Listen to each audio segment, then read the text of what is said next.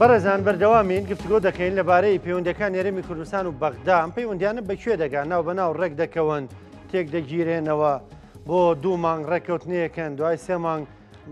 هەڵدەوەشێتەوە ینی کەی ئیسیقرار دەبێ گفتوگوێن پرس و باسی بابەتاکەین لەگەڵ بەڕێز دادوەر سامان فەتاح یاسایی و چاودێری سیاسی. بەڕێز کاک سامان سڵاو دەبێم کاتت باش سپاس دەکەم سپاس بە بەشداریکردن لەگەڵمان.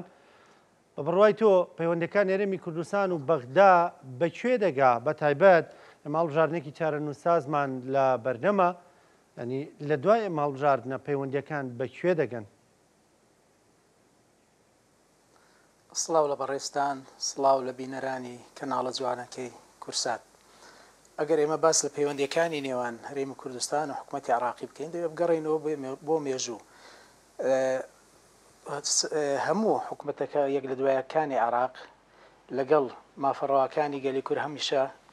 چێش و چێربچیان بووە. هیچ کاتێک هێڵی بەیانی داواکردنی مافەکانی کۆمەڵانی خەڵکی گەلی کوردستان نەگەیشتۆتە ئاستێک کە لە بەرژەوەندی خەڵکی کوردستان بێت. ئەو دەبینین هەموو شۆڕشەکان هەموو بزوتن و ڕزگاری خوازەکانی گەلی کوردستان لە هەرێمی کوردستان یا بە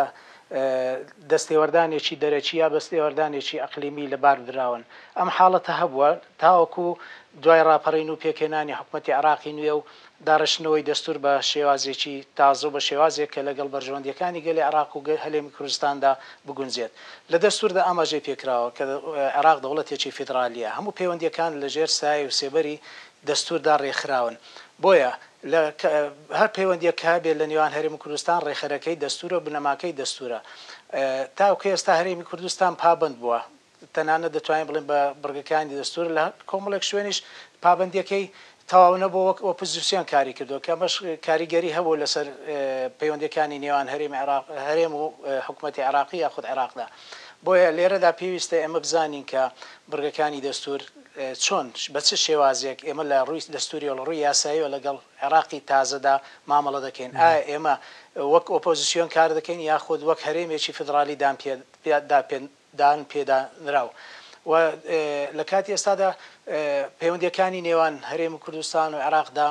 بە ڕاستەڕەیەکی باشدا دەڕوا شێوەیەک ئیستیقراری سیاسی ئیستیقراری ئابووری پێوە دیارە. ئەمەش لە دوای ئەو ڕێککەوتنەدا دێت کە بەڕاستی یەکێتی نیشتمانی کوردستان و سەرۆک باڤڵ دەتوانین برێن بەرنامە ڕێژ و ئەندازیاری ئەم ڕێککەوتنە بوون کە کاریگەرێکی ئێستامان بینی ڕێککەوتنێک کراوە لە نێوانیاندا کە دەتوانین بڵێن بە ئاعترافی حکوومەتی عراقی کە چەندین ساڵە ئەم ڕێککەوتنە نەکراوە و بڵێ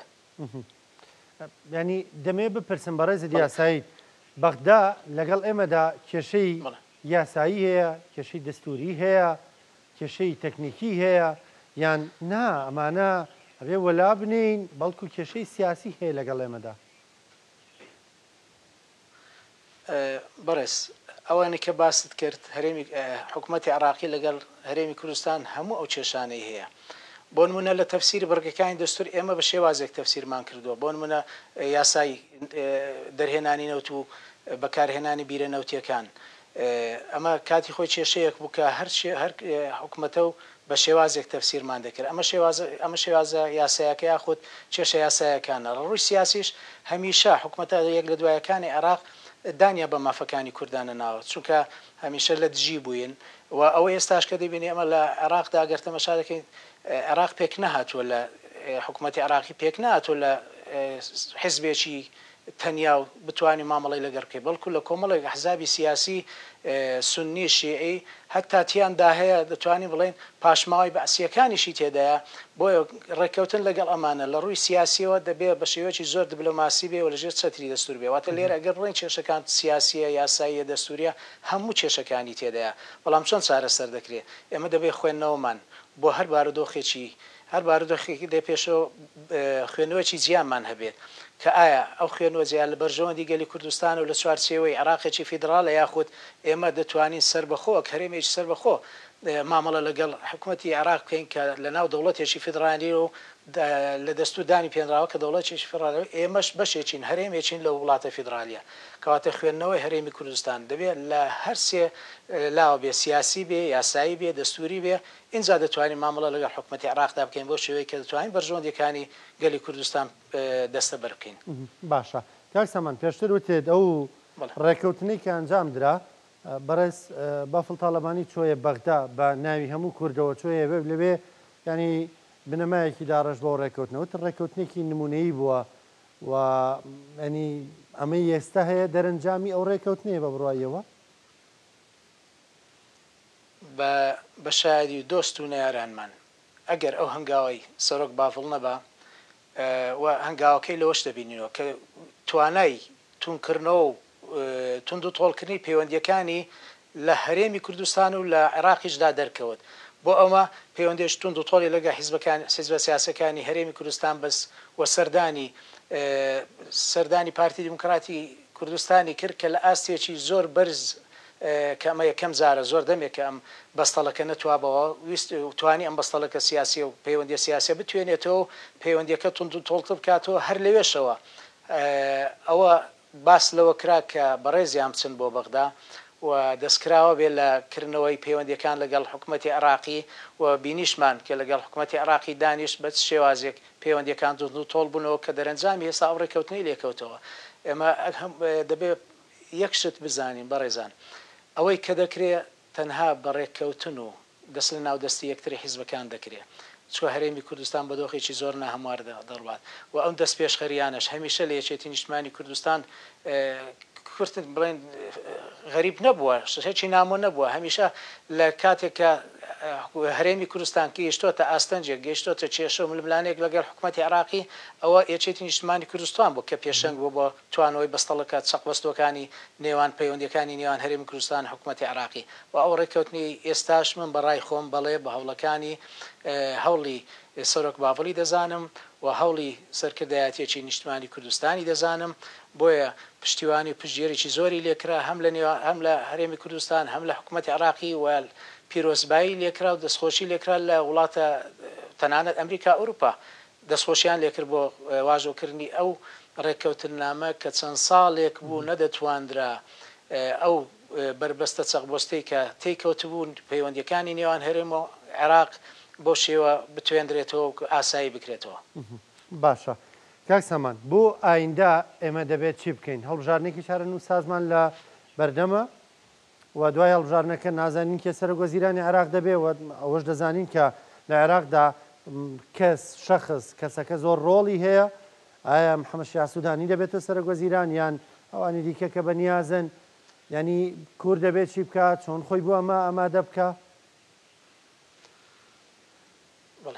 ئەمە دەبێت یەک ڕاستی بزانین ئەم ڕێککەوتنە زۆر بربەستی هەبوو لەلایەن کتلە سیاسەکانی عراقی بەڕاستی زۆر هەبوو لایەنەکان نیان دەوێت ڕێککەوتنە بکرێت بە تایبەتی کە ویان دەزانی کەمە دەستکەوتێکە بۆ محەممەد شیع سوودانی بۆ پرسی هەڵبژاردن بربەستی تەواویان خستەوەڵن بەڵام پاڵەپەستوەیەک یا زەختێکی نێودەوڵەتی ئەوروپی هەبوو بۆ واژۆکردنی ئەو ڕێککەوتن نامە و ئێمە دەوێ بزانین کە کێشەی یاساوی سیاسیشمان دێتە پێش لەگەڵ ئەم ڕێککەوتنە کێشە یاسایەکان تا ڕادەیەک دەتوانرێت چارەسەر بکرێت لەبەرەوەی ئەم ڕێککەوتن لە بینی حکوومەتی عراقی و هەرێمی کوردستانە لە ڕێککەوتنێکە لە نێوان کوتلەیەکی فیدرالی دەوڵەتێکی فیدرالی بەڵام کێشە سیاسیەکان دەبێت ئاگامان لەوە بێ کە ئایا دوای تەواوبوونی هەڵبژارنەکان ئەگەر بێت و محەممەد شیع سوودانی نەبێتەوە سەرۆکی ئەنجومەنی وەزیرانی عراقی لایەنە سیاسەکانی دی دەتوانن درێژە بە و پێکاتنە ڕێکەوتنامە بدەن لەو چوەمە ئەم ڕێکەوتنامە دوو حاڵەتی هەیە یا ئەوەتە دەبێ درێژە بەو ڕێکەوتنامە بدرێت و دووبارە بڕە ڕێکەوتنی تازای لە سەرگری یا خودت دەبێ بگە بابەتەکانی دەستکاری بکرێت هەموار بکرێتەوە لە کاتیەوەی کە درێژ بکرێتەوە ئەمە هەر حکوومەتێکی تر بێ ئەمە مەترسی نیە بەڵام کاتێکە حکوومەتێکی تازە بێتە سەر حکم داوای ڕێن داوای گۆڕینی یاخود تعدیلی هەموارکردنی بڕێکەکانی ئەم پێکاتنە بکات ئەمە لێرە مەترسیە و لێرە دەبێت سەرکردایەتی سیاسی کورد ئەم مەترسیە بە هەند وەربگرێ و لە ئێستاوە ئامادەکاری بکات بۆ ئەم حاڵەتانی کە دێتە پێشەوە بجا بە پەیوەندیکردنی دیبلۆماسی بێت تور بە هەر شێوازێک بێت بە پەیوەندیکردن بە وڵاتانی ئەوروپی ئەقلیمی و ئەمریکا کە ئێمە ئەو ڕێکەوتن نامە کراوە بەڵام مەترسی سیاسی و یاساییمان هەیە ئایا ئێوە ئەو زەختێکی ئێستا دەکەن دواتری شەر حکوومەتێکی تر بێتن چکە ئەم بەرژۆندی لە ئەم ڕێکەوتنە تەنها لە بەرژۆندی حکوومەت هێرێمی کوردستان نەبوو گەلانی عێراقیش زۆر سوتمەنن لەوەی کە داهاتێکی زۆر دەگەڕێتەوە بۆ خەزێنی حکوومەتی عێراقی ئەمە لەگەرەوەی کە ئستقرارێکی سیاسی ئێستا پێیا بۆ استقرارێکی ئابووری پێیا بۆ لە نێوان لە عێراق و لە هەرێمیش استقرارە سیاسەکە دەبینین کە ئەو بەستە لەکە سەق بەستی هەیە بوو کە توایەوە بڵێ ئەو بەڵام لە ڕوە ئابوووریەکەشەوە هەم هەرێمی کوردستان هەم عێراقیش سودمەند دەبێت لە پێکاتنەکە. کاک سامان ینی خەڵک تۆزە گومانی هەیە لە ڕێکەوتنەکە لە بەرەوەی خودی ڕێکەوتنەکە بۆ 3 مانگە و ینی دەرفەت و کەلێنیەوەی تێدایە کە هەر لایەک بیانەوێ لە هەر شرکە ساتێکا بێ پابەند نەبن دەتوانن بایەوە کەلێنی تێدا بدۆزنەوە. ینی تا چەندە دڵنیایی هەیە بەوەی کە دوای 3 مانگەکەش یعنی ڕێکەوتنی تری لەم شێوازە بەردەوامی دەبێ یاخود بەرمەبنای ئەم ڕێکەوتنەی کە ئێستا هەیە درێژ دەکرێتەوە و بۆ ساڵی ئایندەش ئەمە بەم شێوازە ئێستا دەبێت. سەبارەت بەو 3 مانگەی باز دەکرێت پێ بخۆشە یەکشت بزانین بینەرانی بەڕێز ئەم 3 مانگە مدەی بڵێن کۆتایی هاتنی ڕێککەوتن نیە ئەم 3 مانگە لەبەر ئەوەیە کە بوو ساڵی 2026 بودجەی نوێ تەصدیق دەکرێت بودجەی نوێ دێتە ناو پەرلەمان حکوومەتی عێراقی پەسەند دەکرێت ئەم 3 مانگە بۆ ئەمەیە ئەم 3 مانگە ماوەی بەسەرچوون و کۆتایی هاتنی ڕێککەوتن نامەکە نیە نەخێر بۆ هەیە هەر ڕێککەوتن نامەیە کە دەکرێت لە نێوان دوو لایەن ئەو کاتە دەتوانن بڕگەکانی تعدیل بکەن بەڵام تعدیلکردن و هەموارکردن بە تاکلایانە نابێت دەبێت هەردوو لا ڕازی بن لەبەرەوەی ئەمە ئیجابە قبولی تێدایەوە دان و پێدان و دانوستانە تۆ شتێک پێ شتێک وەردەگری بۆی لێرە من گومانم لەوە نییە کە یاخود دەتوانم بڵێم بەڕای خۆم ئەم ڕێککەوتنامە درێژەی پێدەدرێ و بڕگەکانی ئەگەر بۆ چاکتر نەبێت دڵنیا بم بۆ خراپتر نییە لەبەرەوەی بارودۆخی عێراق ئەمە جارێشتر تەحملی ئەوە ناکاتن کە چێشمە چێشە و ناکۆچی نێوان لایەنەکان گاتەوەی ئاستێک کە پێکدادان هەبێت یاخود حکومە دروست نەبێ نەخێر من بەڕای خۆم ڕێککەوتنامەکە درێژ دەکرێتەوە و لەوانەیە بڕگە و بابەتی زیاتریشی بۆ زیاد بکرێت کە لە ئێستادا باس نەکراوە یاخود باس کراوە بە شێوەیەک بە شێوەیەکی لاوەچی و گرنگی پێ نەدراوە ئەو کاتە لەسەر ئەو ڕێککەوتنانش لەسەر بابەتانەش ڕێک دەکەون. بەڕێزدا دووەر سامان فەتاح یاسایی چاودێری سیاسی سپاس دەکەم سواز بۆ بەشداریکردنە لەگەڵمان.